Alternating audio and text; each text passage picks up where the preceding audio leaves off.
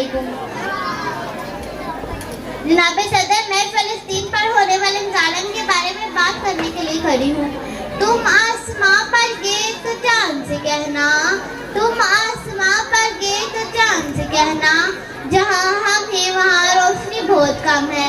हाज़रीन महफिल, आप बताएं वो फलस्तीनी बच्चा कैसे और क्यों करना चाहिए जिसका खानदान एक वक्त हमले में शहीद कर दिया गया। सूरज से तपस छीनूं आसमान से बिजली छीनूं, सूरज से तपस छीनूं आसमान से बिजली छीनूं, आपको फार की शाने पर बिजली बरसाने का वक्त आ चुका है। अब फिर से बरस उठेगी आतिश नमरूद की शोले, फिर से जज्बा इब्राहिमी दिखाने का वक्त आ चुका है।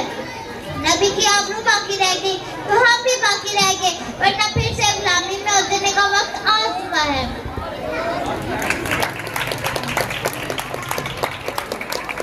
सुनो, रोजा अब्दुल से कहा वह मुसलमानों को तेरी नमत पर मिट जाने का वक्त आ चुका है।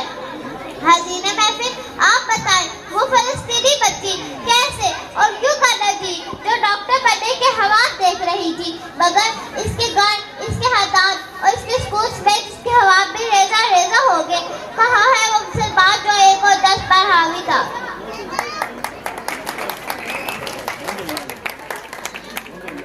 कहाँ है वो गोरी, कहाँ है वो फातेह, कहाँ है वो गोरी, कहाँ है वो फातेह।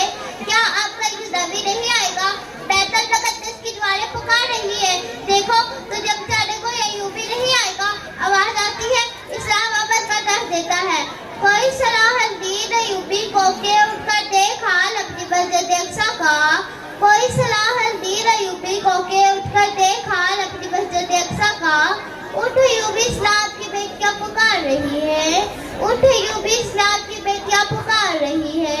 तलवारें बेचकर मुसल्ले खरीद लिए तुमने, तलवारें बेचकर मुसल्ले खरीद लिए तुमने, बेटियां लूटती रही और तुम दुआएं करते रहे।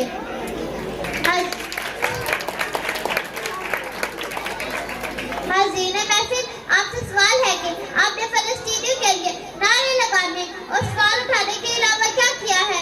क्या इस्राएली से कोई बाइकआउट नहीं किया जा सकता? एज़हारे अफसोस वो तो सबको करना आता है, लेकिन पता तो तब चलता है जब इम्तिहान का वक्त आता है।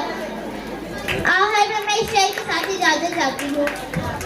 इस्राएलियों बिस्तर पर पड़े तो कार निकलेगी तेरी, इस्राएलियों बिस्तर पर पड़े तो कार निकलेगी तेरी, खुलकर सितम के खेल खेले है तूने, खुलकर सितम के खेल खेले है तूने, घुट घुट कर बदन से जान निकलेगी तेरी। होते हैं हमारी दरसगाह में ये जो उस्ताद होते हैं, हकीकत में यही तो कौम की बुनियाद होते हैं। सुने रोदाद हम जब भी किसी की कामयाबी की, सुने रोदाद हम जब भी किसी की कामयाबी की, हर एक रोदाद में यही मरकज़े रोदाद होते हैं। यही रखते हैं शहरे इल्म की हर राह को रोशन, यही रखते हैं शहरे इल्म की हर राह को रोशन, हमें मंजिल पे पहुंचा कर ये कितना शाद होते हैं। मुअज़्ज़ज़ सामीन, अस्सलाम वालेकुम। मेरी आज की तकरीर का अनवान है उस्ताद का मकाम। सदर अली वक़ार, आज मुझे इस मौजू पर बहुत संभल कर बात करनी है, क्योंकि बात है मेरे उस्ताद की इज्जत और तकरीम की। अदब भी करीना है मोहब्बत के करीनों में, अदब भी करीना है मोहब्बत के करीनों में, उस्ताद एक नगीना है जन्नत के नगीनों में। सदर अली वक़ार, तालिबे इल्म और उस्ताद का रिश्ता तमाम रिश्तों में मुक़द्दस और पाकीज़ा होता है, क्योंकि उस्ताद गुमा को यकीन में बदलता है, बंजर ज़मीन को खलियान बना देता है, पत्थर को तराश कर हीरा बना देता है, चश्मा बसारत को निगाह बसीरत अता करता है। मुअज़्ज़ज़ सामीन, उस्ताद को हमारे वतन का रुतबा दिया गया है। वो किसी भी कौम की तरक्की में रीढ़ की हड्डी की हैसियत रखता है। इसके लहजे में मिठास, निगाहों में शफकत और रवैये में प्यार होता है। सदर अली वक़ार, उस्ताद वो हस्ती है जो हाथों में जुगनू लिए शम्स और कमर से मुहातिब होता है। ये महरे तबा से जाके कह दो कि अपनी किरणों को गिन के रख ले, ये महरे तबा से जाके कह दो कि अपनी किरणों को गिन के रख ले, मैं अपने सहरा के जर्रे जर्रे को हुज चमकना सिखा रहा हूँ। सदर अली वक़ार,